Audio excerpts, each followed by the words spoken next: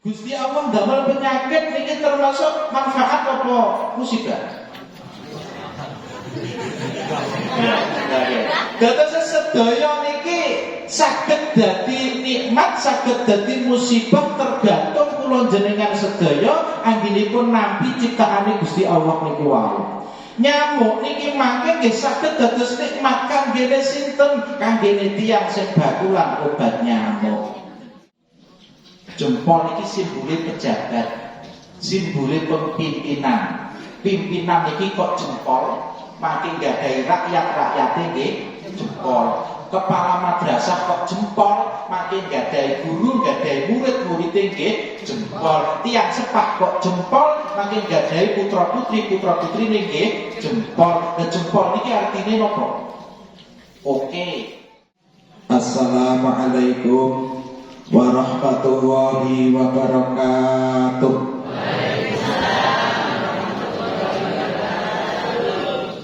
Alhamdulillahilladzi an'ama alaina bi nikmatil imani wal islam. Wassalatu wassalamu ala khairil anam nabiyyina wa habibina wa syafi'ina wa qurrati a'yunina Muhammadin sallallahu alaihi wasallam.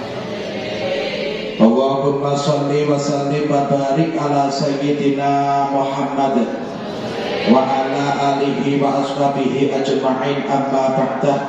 La haula wa la quwata illa billah.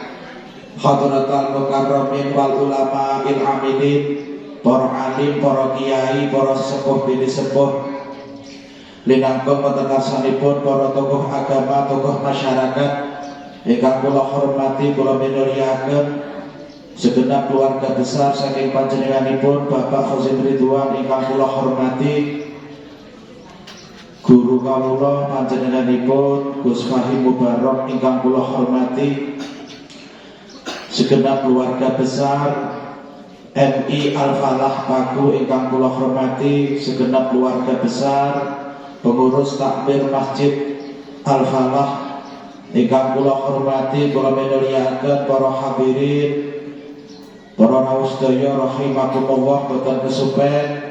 Sepindah malih kula ngibetaken dulur-dulur kawula, warga mriki, para santriwan santriwati, santri putra santri putri ingkang modal sakmenika tasih kagungan anak perawan sing ati-ati. Napa malih zaman sakniki dipun wastani zaman modernisasi, wonten ingkang wastani zaman LKMD. Napa LKMD? Lamaran keri ning wetenge DCI. Napa malih zaman sakniki tiap griya rata-rata do pasang wifi. Cah cilik-cilik niku cekelane HP, dadine anak do angel dikongkon ngaji. Nek angel dikongkon ngaji, dadine anak niku do pinter ngapusi.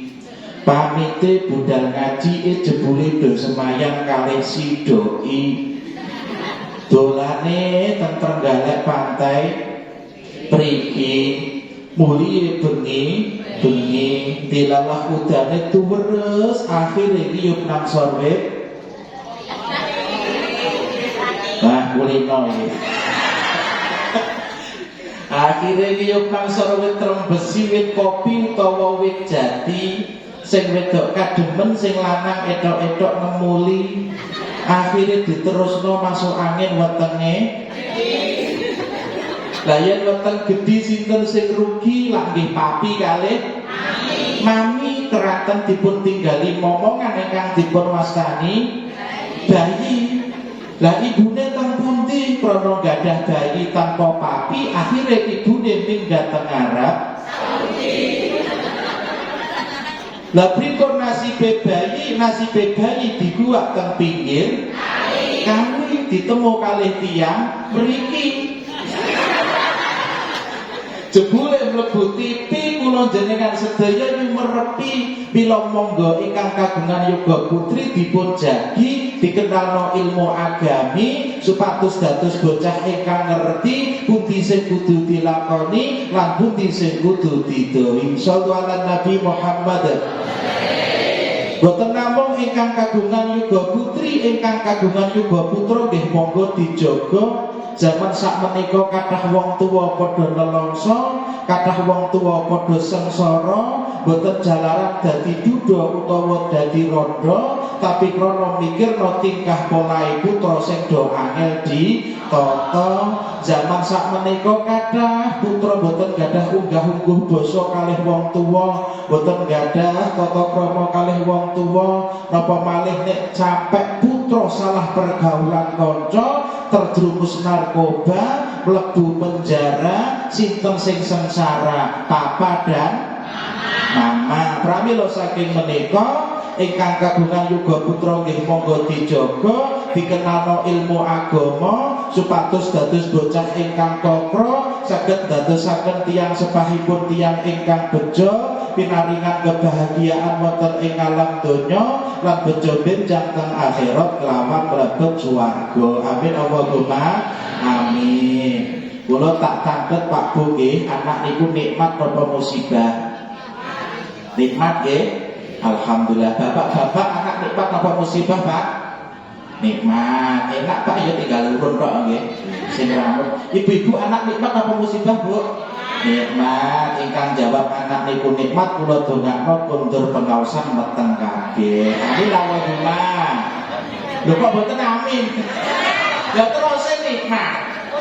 Apa kata? Nggih. Sebab napa kathah zaman sakmenika niki kathah wong tuwa sing boten dihargai kalih anak. Jalarane wong tuwane piyambak niki boten menghargai anak. Kula tak tangket anak kali pitik larang putih. Anak kali sepeda larang pundi? Sepeda. Nek jawabane rata-rata luwih larang anak, ning prakteke luwih larang sepeda. Contoh sakniki kula tak tanglet, enten guru TPQ teng mriki. Wonten nitipno anak teng TPQ niku tiyang niki bayare pinten? Gratis. Niku nitipno anak gratis. Jenengan nate teng peken nggih. Nitipno sepeda sedinten pinten? 2.000. Nek saulang nggih. Suwidak nggih, suwidak nitipno sepeda saulang suwidak ewu, nitipno anak saulang. Berarti larang pun di anak kali sepeda. Nek pun ngertos ngoten jenengan pun berharap dihargai kalih anak, nek jenengan piyambak dereng menghargai anak. Mulanipun saking menika nek pengen dihargai anak monggo anak niki dihargai saestu. Mangke sepuh kula jenengan sedaya niki mangke saged dihargai kalih anak. Mulanipun bar pengaosan niki mangke sawal TPQ nek kudu bayar minimal 20.000. Siap? Kok kakak sing boten siap ya? Shallallahu ala Nabi Muhammad. Salajengipun puja panglembana sumangga kita aturaken wonten ngarsanipun dan ingkang maha kuwasa, ingkang sampun paridaya lan tenaga dumateng kula dalah panjenengan sedaya. Arupi ing dalem wekdal enjang sakmenika kita saged karaya-raya rawuh wonten acara punika. Muga-muga pepanggihan kula dalah panjenengan sedaya dados sababiah kula dalah panjenengan sedaya tiyang ingkang bejo pinaringan kebahagiaan wonten ing alam donya lan bejo benjang teng akhirat kelawan mlebet swarga. Amin amin ya rabbal alamin. Mila sumangga sedaya anugrah ingkang sampun kaparingaken zat ingkang maha pemurah sesarengan kita syukuri kanthi wasilah kausan hamdalah alhamdulillahirabbil alamin. Kanthi maos hamdalah mugi-mugi Allah tansah paring tambah nikmat, tambah taufik, tambah hidayah, tambah putra putri mantu ingkang kathah tur salih lan salihah, ingkang nandur pari mugi-mugi pinaringan bati, ingkang nandur duren mugi-mugi pinaringan panen,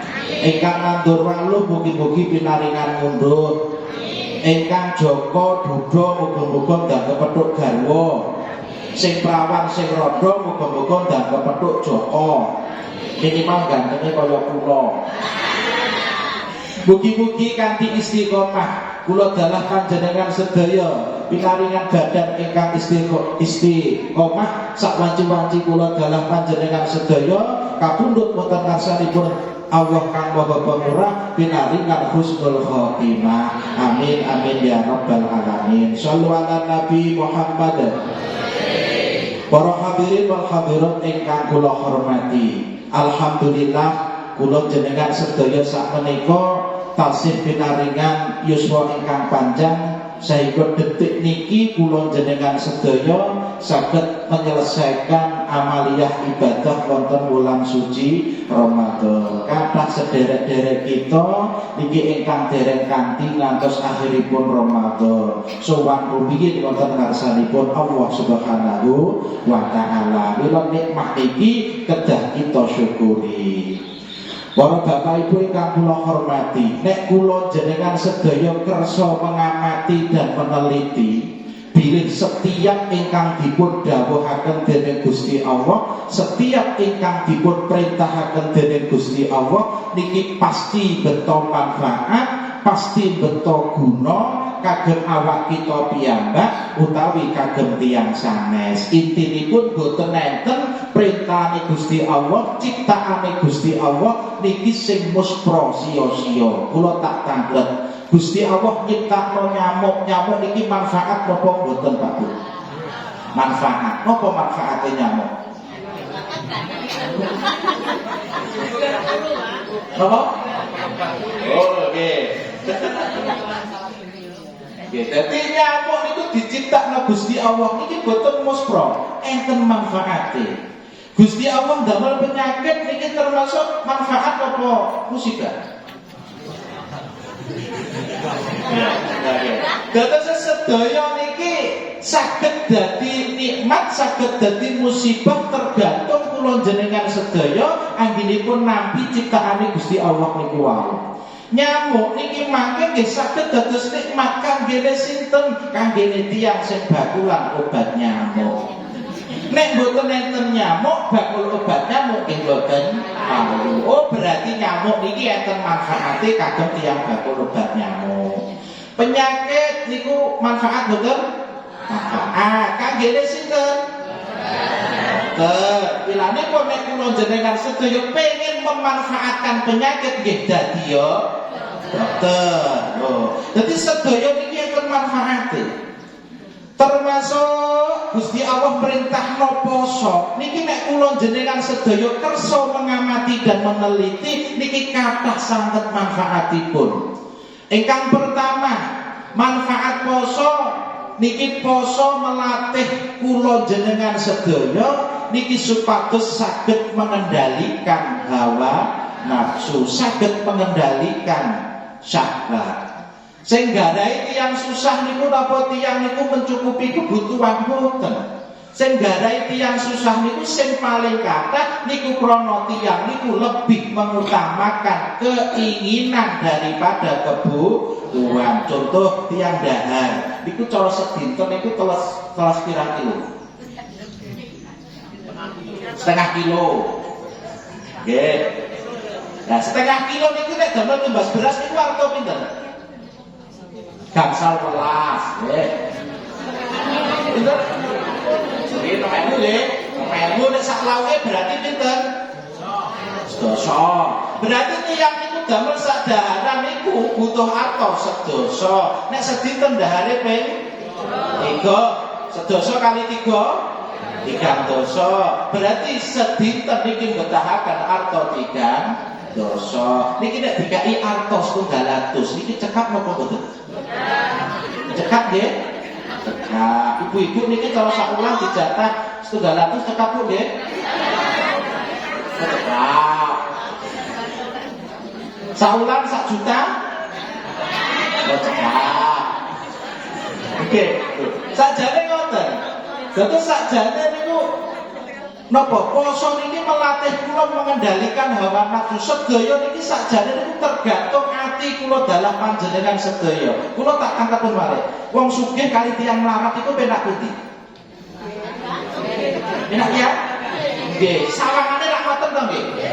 Nyatane sakniki jenengan persami kathah tiyang sugih gadah arta saged tumbas napa-napa ning nyatane kalih dokter mboten nangsal dahar sing rena.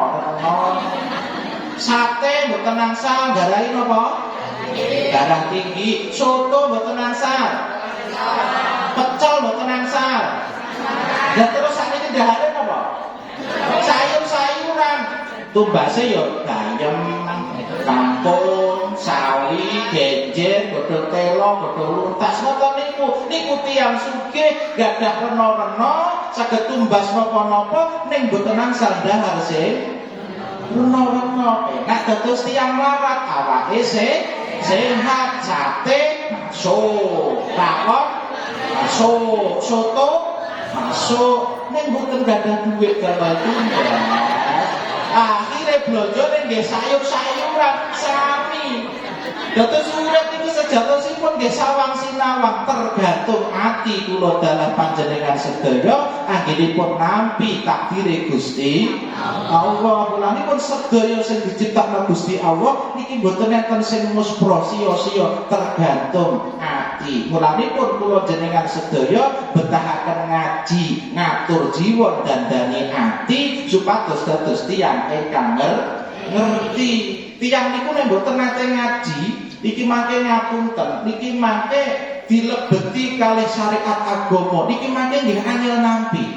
Contoh Kanjeng Nabi nate dawuh mekaten, "Mana qasad sedekahun mimma." Sedekah niki mboten nyuda bondo. Kira-kira jenengan percaya napa mboten? Tiyang niku nek sedekah bondone niki mboten suda, percaya nggih? Jenengan niki wau pengaosan samune pinten? Sedoso. Terus jenengan infake pinten? Pinten? 4000. Sedoso terus diinfakne 4000 niki arep jenengan tetep sedoso 1000 napa suda? Lah itu, ya saya kan jawab dhewe kan tetep nang apa sedekah tetep minimal sedekah niki mboten nyuda bondo. Ning nyatane nek kula jenengan sedaya pirsani jenengan tingali tiyang sedekah niki mesti bondone suda. Niki nek ditampi damel akal. Tiyang sangune sedasa 1000 diinfakno 4000 berarti tasih 8000. Ngoten kok Kanjeng Nabi dawuh sedekah mboten nyuda bondo. Niku nek diterima damel akal, tapi nek diterima damel ati, niki mangke nggih ati nggih saged nampi. Tidak semua yang dikurangi niki akan berkurang boten. Terkadang niki enten sesuatu yang dikurangi malah tambah. Contohnya sinten bapak-bapak pas sunat. Sunat niku lak ditugel Pak nggih, jenengan lak ngoten Pak nggih. Lah ditugel niku lak dilongi. Nek dilongi niku lak kudune tambah cendhek ngoten nggih. Lho. Berarti yang sunat tak ngoten. Ning nyatane ditugel ikhlas krana nderek syariate Gusti Allah niki ternyata bar ditugel boten tambah cendhek. Nyatane ya tambah dawa, tambah gedhe ya tambah ganteng lho. Sedekah mangke nggih ngoten. Dadi boten enten critane wong sedekah niki mangke tambah melarat iku boten. Secara tidak langsung niki mangke sekedhik bondone niki mangke ditambahi dening Gusti Allah, bondone dados bondo ingkang barokah. Mulane saking menika poso niki melatih mendidik kula jenengan sedaya supados saged mengendalikan hawa nafsu. Tidak semua keinginan itu harus dipenuhi. Ya, mulane saking menika sing pertama. Sing nomor kalih, poso niki menyehatkan badan. Jadi poso niki menyehat. Kula sing pun ngraosaken. Kula sadarene poso niki awak kula wabot. Jadi bobot kula niki nek jenengan tebak pinten? 70 kirang. Nggih kira-kira. Jadi bobot kula saderenge poso niki alhamdulillah niki cuma setunggal kintal. Lebih gangsal kilo. Alhamdulillah. Baru kae poso Pak Bu. Awak kula sakniki rasa wenteng. Dukun nek mati yakin. Tapi enten hikmah dari puasa ini enten hikmah. Dan ini memang leres napa sing didhawuhna Kanjeng Nabi, al-batatu baituda wal ji'atu dawa'uha. Wonten niki dados gudane penyakit. Penyakit-penyakit ingkang berbahaya niki manggone niki teng Madara, manggone teng weteng. di luar perut ini kaya-kaya mboten patek bahaya. Sing bahaya niku teng jero weteng lho. Anten penyakit jantung bahaya, paru-paru bahaya, asam lambung bahaya. Niku penyakit di dalam perut bahaya. Jadi sumber penyakit, gudangnya penyakit yang membahayakan niki manggene teng perut. Wal ji'atu dawa'uha. Lalu niki dados obate. Dengan berpuasa lendir-lendir kotoran ingkang wonten teng usus kula jenengan sedaya, nyumpeti usus kula jenengan sedaya, sekedhik-sekedhik niki bersih. Lemak-lemak kula jenengan sedaya niki saged berkurang. Mulanipun tiyang niki nek badhe nindakaken operasi kalih dokter tim kesehatan niki dikeken poso rumiyin. Niki nedahaken napa? Nedahaken ada hikmah puasa dalam kesehatan badan manusia. Mulanipun Kanjeng Nabi nggih kate dawuh, sumu tasihu, berpuasalah kalian sebab puasa niku menyehatkan. Niki hikmah puasa sing nomor kali. Ingkang nomor 3, jadi poso niki melatih kula jenengan sedaya niki gadhahi rasa jiwa kemanusiaan dhateng sesami manungsa ingkang kiyat. Sebab nalika kula jenengan sedaya niki poso, niki mangke saged ngraosaken nasibe tiyang sing boten sebruntung kula jenengan sedaya, nggih niku tiyang ingkang fakir miskin, sing boten saged dhahar, boten saged munjuk, boten gadah tempat tinggal. Nek kula jenengan sedaya sakniki luwih sakniki ngelak mungkin waktu buka enten harapan menune napa iki napa nggih? Nggih, tapi niku nek tiyang fakir miskin sakniki luwih sakniki ngelak mangke sonten derenge ten harapan engken dahare damel napa sing didahar napa niki derenge ten harapan. Mulanipun saking menika tiyang niku nek posone saestu niki akan seneng berbagi. Mulanipun mbah-mbah kula jenengan sedaya niki kangge menumbuhkan jiwa kemanusiaan ingkang paling kuat niku rumiyin niku nek mbah-mbah kula jenengan sedaya awit saderengipun Islam mlebet teng tanah Jawa niki pun enten sedekahan tapi riyen namine tasik damel sajen. Terus niki tasik enten sajen apa boten? Tasik nggih sajen. Nek riyen niku namine sajen, ketekan para wali songo masuknya Islam teng tanah Jawa, sajen niki digantos. Sajen niku saka tembung Jawa, bahasa Indonesia nggih niku sajian. Bahasa Indonesia malih nggih niku hidangan, diarapno dados sedekah. Mulanipun nek riyen namine sajen, sakniki namine sedekah. Lah, sajen niku disuguhne kangge sinten? Sinten, Pak Bu? Nggih, dadi sajen niku disuguhne kangge danyang. Mulanipun nek teng pagung mriki wonten tiyang damel sajian hidangan sedekah. Lah sedekah niki disuguhne kangge danyang. Sinten danyange pagung niki? Lah terus nek mboten seprem terus sajane diparingno sinten? Wong-wong. Nggih. Dados sajian hidangan sedekah niki disuguhne kangge danyang. Danyang niku ateges sing padha nyang. Sinten sing padha nyang nggih niku tiyang-tiyang sing diundang.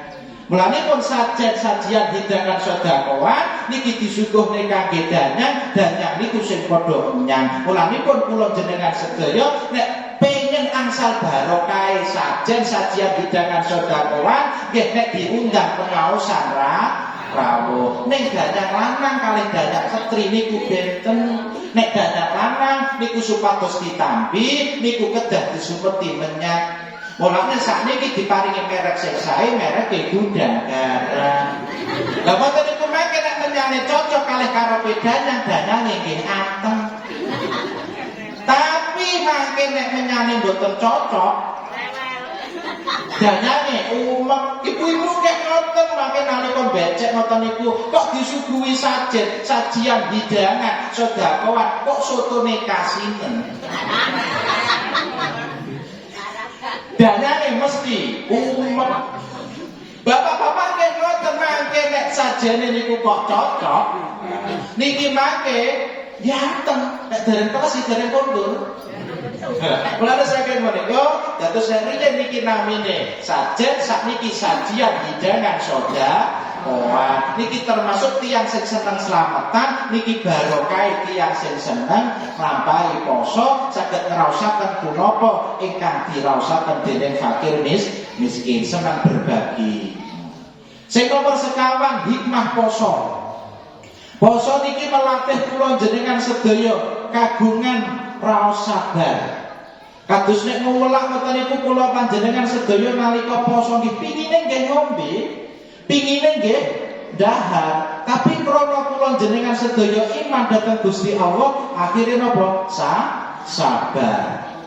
Nggih sabar. Mila guru kula riyen nek critakaken sabar niku sifat sing paling kuat.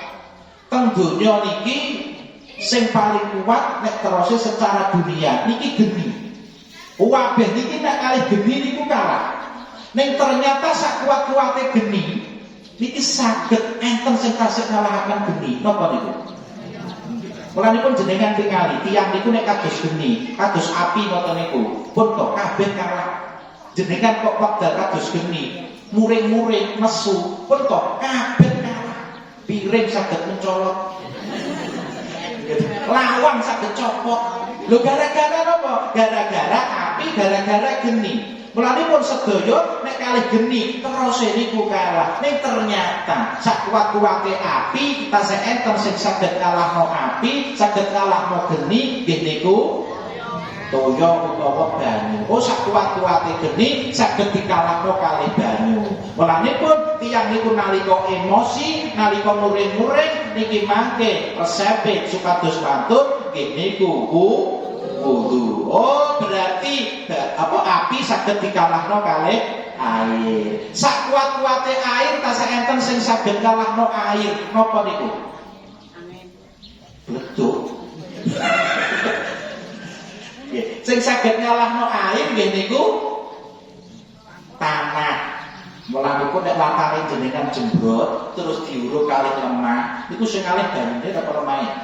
Tapi banyune kalah kali lemah. Oh, sakuat-kuate air bisa mengalahkan api, ternyata air bisa dikalahkan oleh tanah. Sakuat-kuate tanah saged ngalahno air, sinten sing saged ngalahno tanah? Banyu maneh. Sinten sing saged ngalahno tanah? Menungso. Jadi tanah niku kalih menungso. Dicithak dados batako manut, dicithak dados botol nggih, manut dipipisi nggih mboten bales. Lho niku tanah. Oh, berarti sak kuat-kuate tanah saged ngalahno toya, tanah saged dikalahne kalih menungso. Sak kuat-kuate menungso tasih enten sing saged ngalahno menungso teng alam donya niki. Sinten iki? Sinten? Nggih, sing saged ngalahne menungso nggih niku ngantuk. Nggih, sing saged ngalahno menungso niki ngantuk. Guru kok ngantuk. Muridé buyar. Khotib kok ngantuk. Supir kok ngantuk.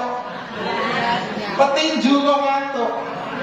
Masak kok ngantuk. Dosa. Oh, sakuat-kuate menungso ternyata menungso kalih ngantuk. Sakuat-kuate ngantuk tasih enten sing saged ngalahno ngantuk saliyane kopi. Saliyane kopi kok disini iki. Nggih, sakuat-kuate ngantuk tasih enten sing saged ngalahno ngantuk. Turu. Supir nyetir ngantuk turu bisa. Nggih, sing saged ngalahno ngantuk nggih niku susah.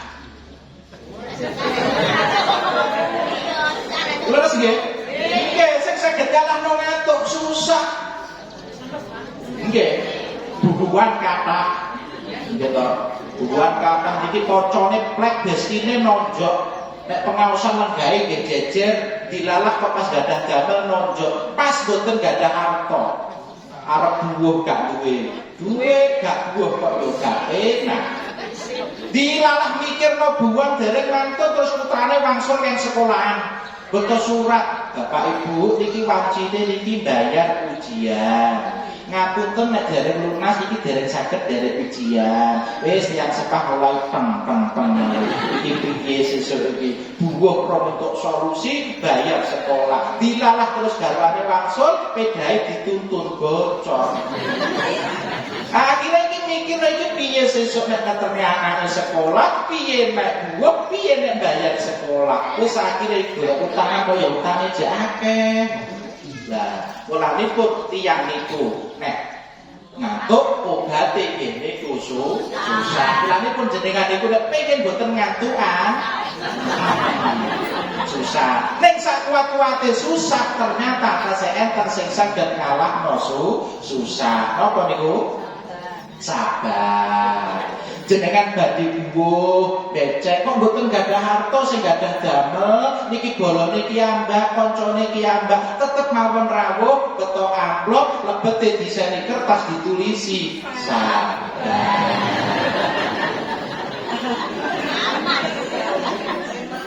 Jenengan bayar sekolah sing ajeng damel bayar mboten enten natur mawon dhateng gurune sabar.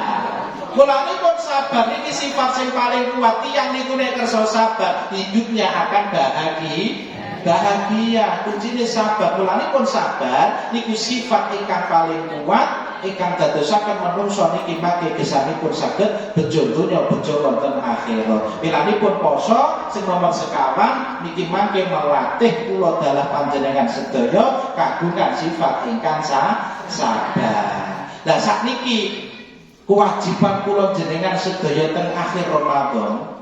Dados hikmah poso niki makin boten namung mandheg nalika kula jenengan sedaya teng wulan Ramadan mawon. Tapi niki makin saged berkelanjutan makin sabibaripun wulan Ramadan. Dipun dawuhaken dening Ibnu Rajab wonten kitab Lataiful Ma'arif. Dipun dawuhaken alamatu qabuli taati antu sholat bitaatin ba'daha. Tondo ngamal dipun tampi dening Gusti Allah nggih niku amal niku berkelanjutan. Dadi sak sampunipun Ramadan niki pun matur ketaatane dhateng Gusti Allah niki mangke terus berlanjut. Mulanipun kalih mbah-mbah kula jenengan sedaya damel ngamalaken ngeten niki ditinggali tradisi namine tradisi kupat. Niki nggih enten nggih kupat nggih. Nggih, kenging napa kok diwastani kupat? Kupat niku ateges laku papat.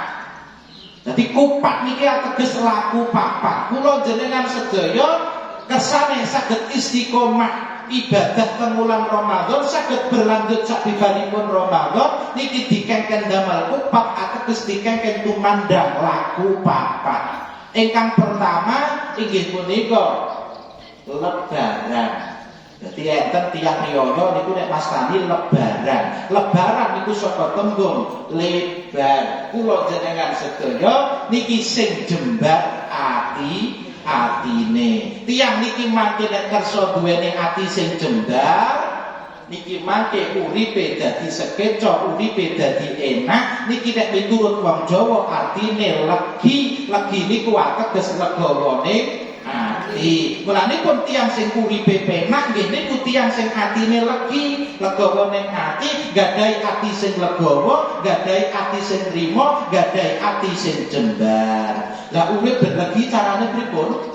Diparingi gula. Gula niki gulangane rasa. Atine diwulang piyambak, aja ngenteni pituture wong liya.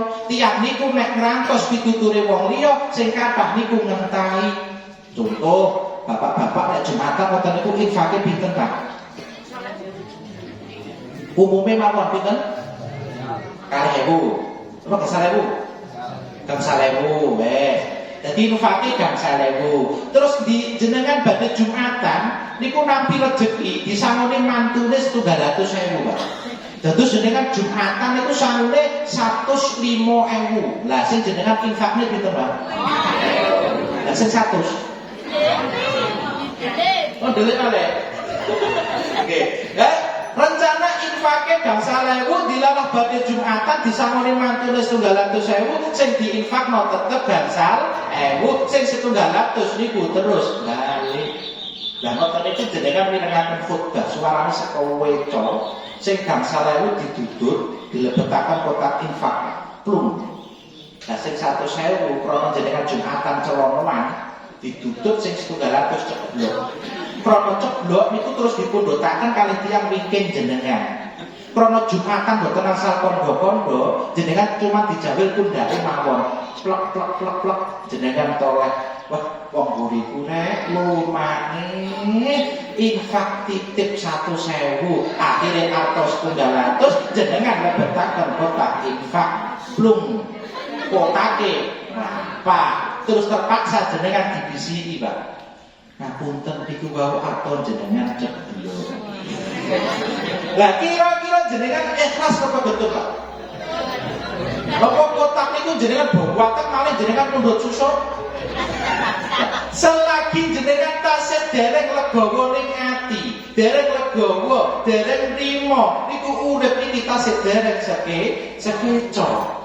Mulane pun carane dituturi piyambak. Alhamdulillah, kapan aku 100 infak 100.000 gak wayah kleru iki. Alhamdulillah, alhamdulillah. Lah nek kersa diparingi gulangane rasa, atine dielingno piyambak niki mangke uripe dados legi legawa ning ati.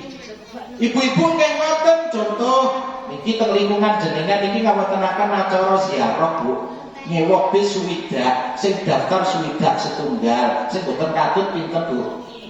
Setunggal, bejone jenengan. Terus kadung macak, kadung masak, kadung bontot. Wis pamitan ngene bapake disawani kuwathah, budal, dilalak bis ekor kebek, jenengan boten siya sederek, diaru-arui kalih kanca-kancane, es lilin dawa-dawa, kadung salin ora sida, tukang becak mancal pedal, kadung macak ora sida. Budal, kira-kira ati jenengan seneng napa seneng? Kira-kira jenengan ndongakno rombongan budal mulih slamet napa budal mulih nyungsep? Nek ati niki tasih dereng legi, ati niki tasih dereng legawa, ati tasih dereng jembar, niki mangke ndongakne sae tenggone tanggane yo angel. Kalih tangga kok mboten akur, kalih keluarga mboten akur, ndongakne tanggane sing sae-sae angel. Bapak malih iri kalih tanggane, terus tanggane tumbas sepeda motor anyar. Ngoten niku dongane kok sing elek kok. Tuh, kan muga-muga ilang. Lha ngoten niku. Niki sebabe napa? Atine tasih dereng jembar. Jenengan yen ngoten, nalika wau ati sedang sumpek-sumpeke dereng jembar, niku makin ndongakno rombongan budal kulih slamet napa nyungsep, dongane nggih muga-muga nyungsep. Dilalah kalih jam perjalanan, mireng kabar bisa nyemplung kalih. Jawab jenengan alhamdulillah napa innalillah. Jatuhno napa sujokno? Lho gitu. Dadi tiyang niku nek tasih dereng paham kalih ketetapane Gusti Allah, kalih takdire Gusti Allah, niki mangke enten prasangka sing boten sae, suudzon dhateng Gusti Allah. Akhire sing dadekne ati mangkel, ati jengkel nggih niku wae. Mulane pun kula jenengan sedaya niki nalika riyaden sing pertama nggih niku lebaran, lebar damel ati sing jembar. Niki mangke nek atine jembar, niki mangke urip rasane legi, legawa ning ati, urip niki rasane manis. Mulane sing pertama niki mangke jembarno ati. Sing nomor kalih nek mantun saged damel ati sing lebar lebaran, bar ngoten terus leburan. Dadi enten lebaran, bar ngoten terus leburan. Nek atine pun jembar, kula jenengan sedaya berusaha memaafkan tiyang lintu, berusaha saling memaafkan. Mulane pun enten tradisi kupat niku ateges ngaku lepat, ngaku lepat ngakoni salah, panggih sinten kemawon tiap riyaden Idul Fitri niki dikengken ngaku lepat, dikengken ngaku salah. Ning jenengan saged tak damel kupat, Pak. Saged nggih Pak nggih. Ibu-ibu saged nggih damel kupat nggih. Nek kula saged nelasaken. Nggih. Nek tiyang Pak mriki sing saged damel kupat namung tiyang setunggal. Nggih, sedaya sing rawuh mriki sing saged damel kupat niku namung tiyang setunggal. Sinten? Tiyang sing kumanan janur. Nek boten kumanan janur boten bakal saged damel kupat. Diganti godhong gedang malah dados montong, digantos godhong jati malah dados lupa.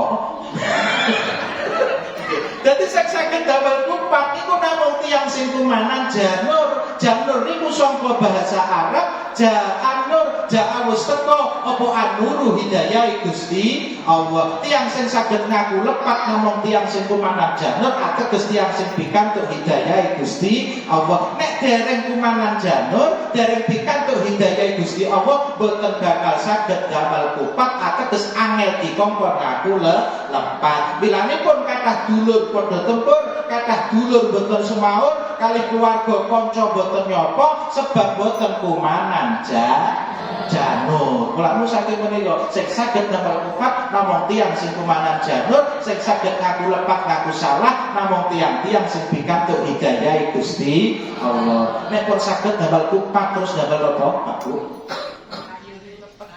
Sayur. Lepet.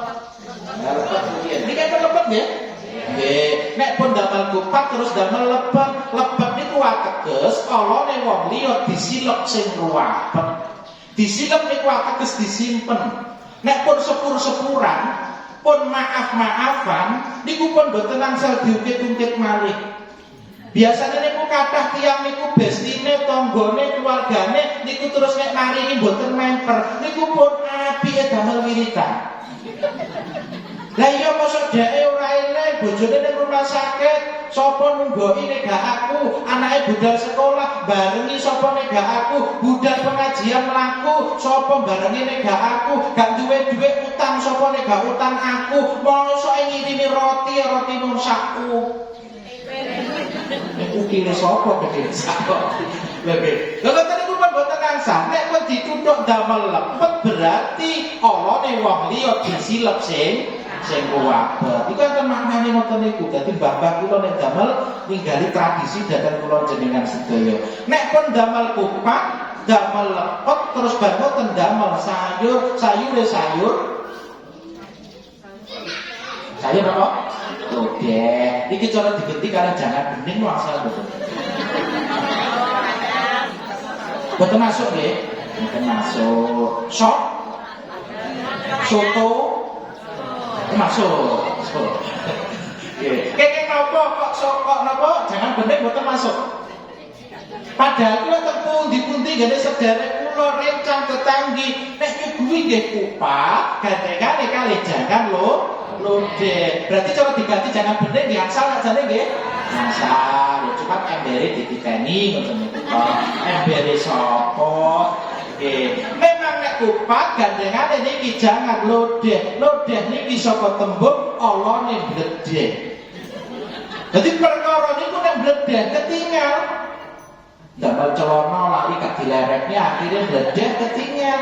Damel rok lali kok mboten dibenekne akhirnya bledeh ketinggal. Lah niki lodeh alane sing bledeh alane sing ketinggal. Kenging napa kok ketinggal? Sebab sampun damel kupat sedaya sampun ngaku lepat, sampun ngaku salah, akhirnya salahe malah ketinggal. Nah, simbole lodeh alane sampun bledeh. Nah sing terakhir mangke dituthuk damel lontong. Lontong niku ateges alane sampun kosong, tiang niki nek mastani kosong. Nah niku termasuk penerjemahan saking kata leburan. Jadi pertama lebaran jembarno ati, sing kedua nggih niku leburan, melebur, menghapus, menghilangkan, mengikhlaskan salahe tiyang sanes.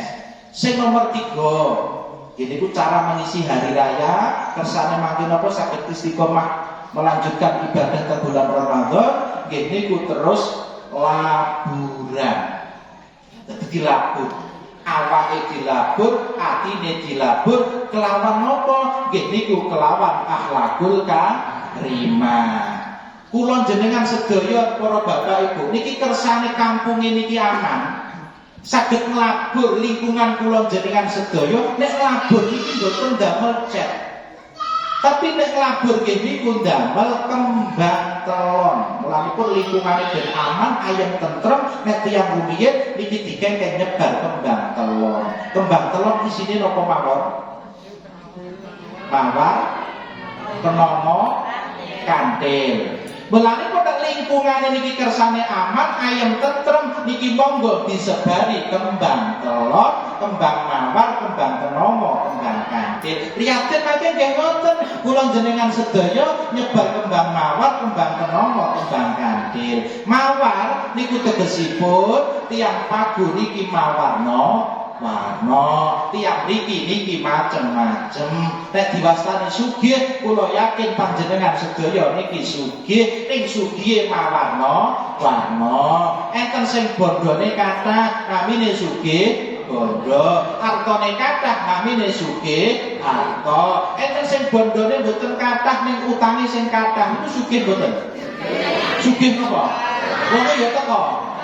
Nggih, wong sakniki nyawang kula kok. Nggih, bondo mboten kathah, utang nggih mboten kathah, ning anake sing kathah sugih mboten? Nggih. Sugih napa? Sugih utang, sugih anak, sugih anak. Utang mboten kathah, anak nggih mboten gadah. Terus banget bondone nggih mboten kathah, ning nek napa petuk kancane ngomong ae.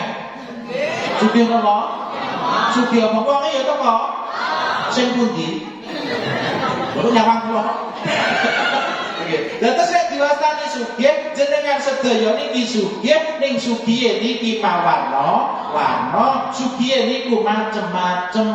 Mulanipun kula jenengan sedaya lingkungan disebari kembang mawar. Nggih, disebari kembang mawar niki kersane napa? Saged menghargai, menghormati di antara sesame menungso nalika pemilu. Nalika pemilu pilihane kan nggih beda, nggih memang kedah ngoten. Dadi keindahan dunia ini sebabnya berbeda. Jenengan melampah itu kira-kira sikile beda napa mboten? Nggih, jakae beda, sing sitok maju, sing sitok mundur, maju kabeh kaya. Oke, lah mulanipun saking menika. Dadi disebari kembang mawar kersane saged menghargai dan menghormati di antara sesame menungso. Sing nomor kalih kembange kembang kenanga. Kenanga niku ateges kenanga no ya kena ngene niki nderek wasiate malaikat Jibril dhateng Kanjeng Nabi. Ahbib mansik tafa innaka mufariquhu. Seneng sapa sakarepmu tapi ilingo sira bakale bisa. Wa mal masyik tafa innaka majziyun bihi. Ngana lo sakarepmu tapi ilingo sira bakale diwaris sak teruse. Dadi urip teng alam donya niki bebas. Mulanipun kula tak tanglet. Salat iku wajib napa mboten Pak?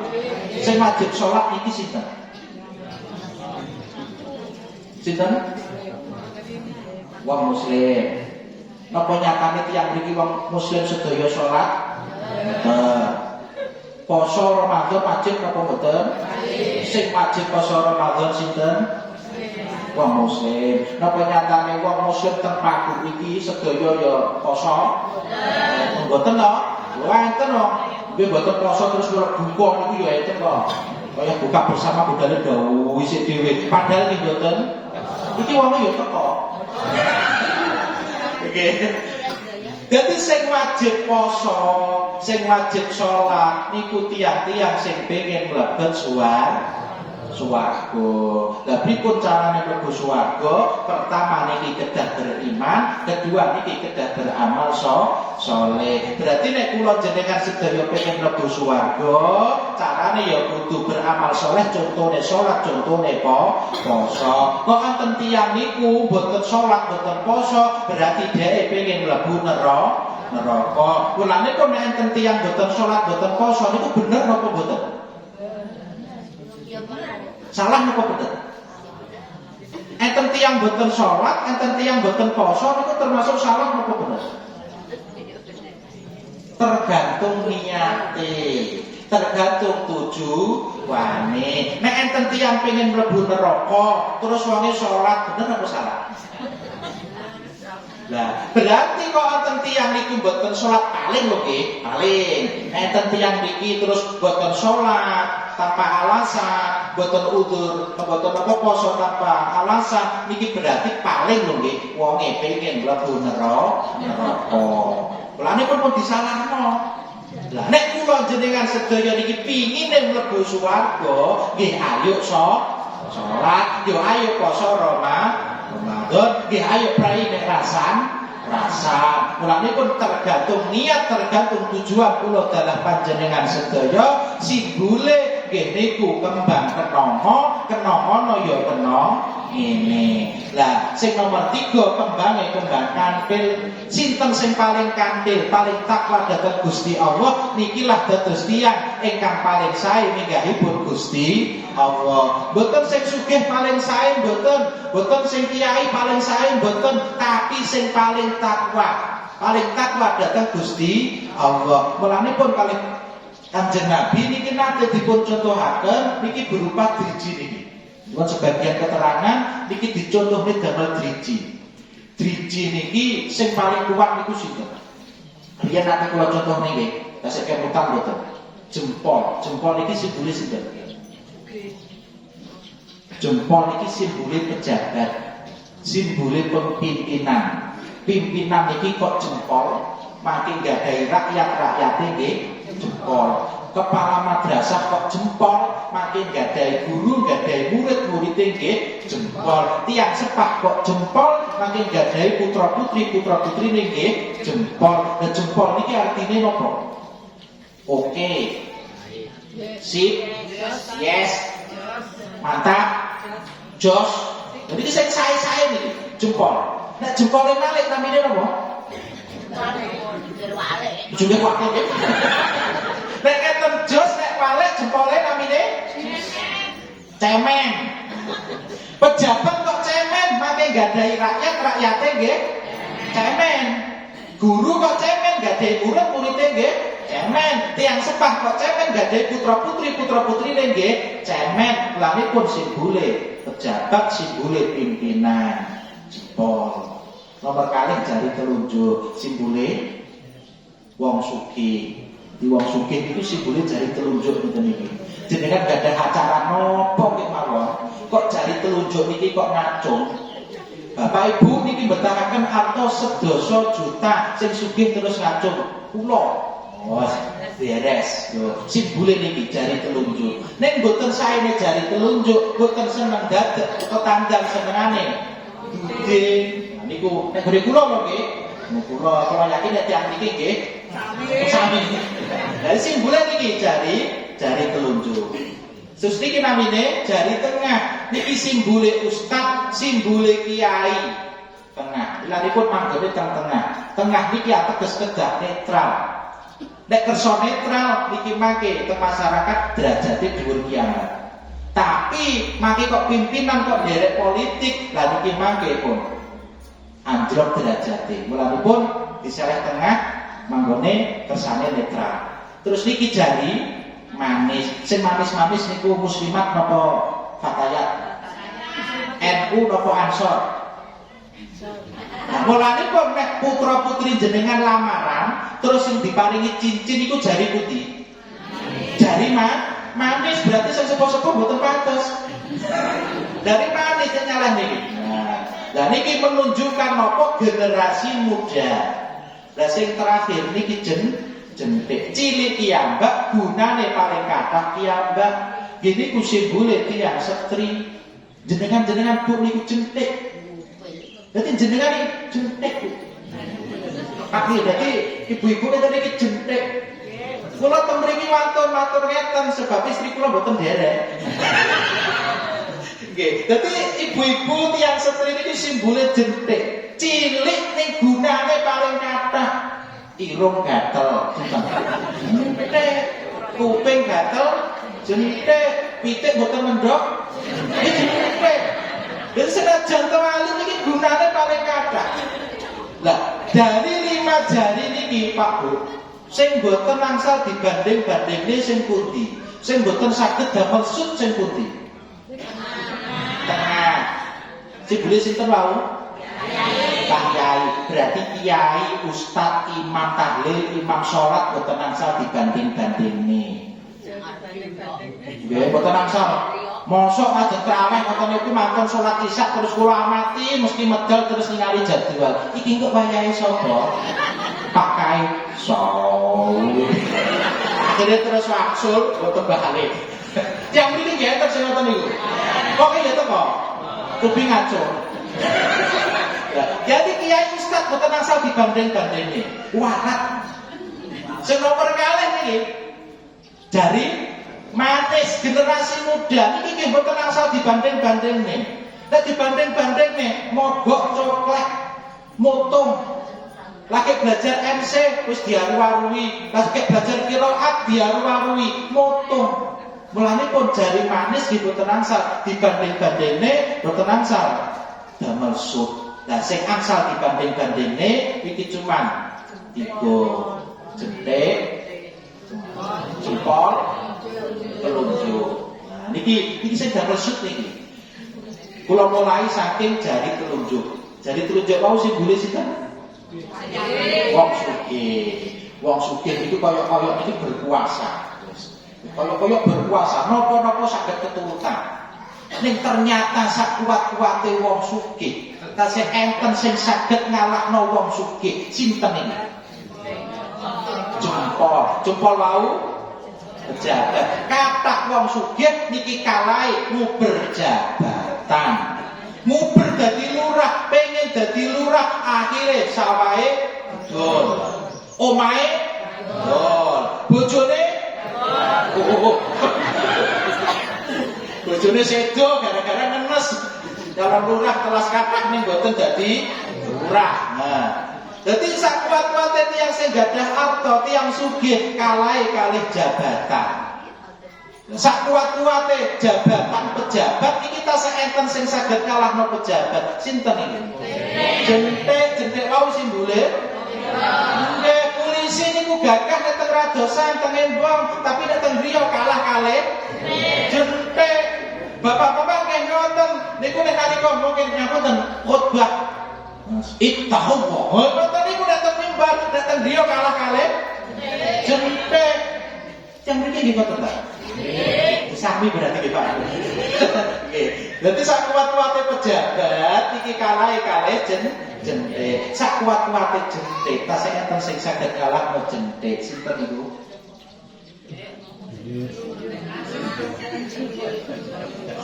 Jadi telunjuk wong sugih sak kuat-kuate wong wedok saged kalahno pejabat, kalah wong wedok kalih sing duwe duwe. Mulanipun golek pantu ya golek sing duwe duwe. Sayang bapake nek wayah ning wae. Anak-anak uang kalih anak-anak duwe pilih anak-anak. Didongakno tambah anak kali didongakno tambah duit muga-muga tambah duit. Pilih murah ya pilih sing ngowahi duit. Yo malah ngoten. Niki pun rumus enten niki. Dadi pun rumus. Dadi antara jari iki sing paling kuat sinten?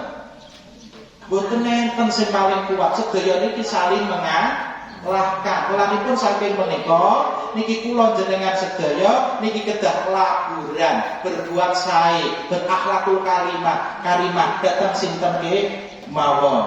Nggih ngoten nggih. Nah, dadi niku. Dadi pertama napa wau? Dapat mengisi hari raya sing pertama Lebaran, nomor kali Leburan, nomor 3 laburan, sing terakhir liburan.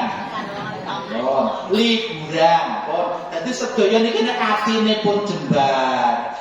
Boten gadah satuan kali sinten kemawon sebab sedaya sampun leburan. Senang berbagi niku wau terus apa loberan leburan, lan niku wau terus akhire liburan. Urip niki nikmati donya rasane sekeca. Pun mugi-mugi anggen kula panjenengan sedaya lampahi ibadah wonten bulan suci Ramadan, mugi-mugi sedaya amaliyah kula dalah panjenengan sedaya tansah dipun trami dening Allah Subhanahu wa taala. Mugi-mugi dosa-dosa kula dalah panjenengan sedaya, dosa ingkang disengaja boten disengaja, bibarokati nindakaken amaliyah teng wulan Ramadan, sedaya dipun ngapunten dening Allah Subhanahu wa taala.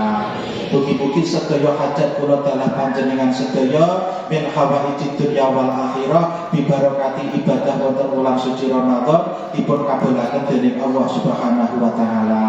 Mugi-mugi putra-putri kula dalah panjenengan sedaya bibarokati ibadah wonten wulan suci Ramadan dipun dadosaken putra-putri ingkang sholih lan sholihah. Bibarokatil Fatihah. A'udzubillahi minasyaitonir rajim. Bismillahirrahmanirrahim. Alhamdulillahirabbil alamin arrahmanir rahim maliki yaumiddin. Iyyaka na'budu wa iyyaka nasta'in ihdinas siratal mustaqim siratal ladzina an'amta 'alaihim ghairil maghdubi 'alaihim waladdallin. Amin. Allahumma sholli wa sallim wa barik ala sayyidina Muhammad wa ala ali sayyidina Muhammad. Alhamdulillahirabbil alamin hamdan na'imin hamdan syakirin hamdan yuafi ni'amahu wa yukafi'u mazidah. Ya Rabbana lakal hamdu kama yanbaghi li jalali wajhika wa 'azimi sultanik. Allahumma ja'alna khairan mimma yadhunnun wa la tu'akhidhna bima yaqulun wa ghfir lana ma la ya'lamun. Allahumma inna nastaudi'uka imanana fi hayatina wa 'inda mamatina wa ba'da mamatina fahfidhu 'alaina innaka 'ala kulli syai'in qadir. Allahumma ja'alna fi hadha syahri Ramadan minas su'ada'il maqbulin wa la taj'alna minal ashya'il mardudin. Rabbana atina fid dunya hasanah wa fil akhirati hasanah wa qina adzabannar. Wa sallallahu ala khairi khalqihi Muhammadin sallallahu ta'ala alaihi wasallam. Walhamdulillahi rabbil alamin. Bi barakatil Fatihah. A'udzubillahi minasyaitonir rajim. Bismillahirrahmanirrahim.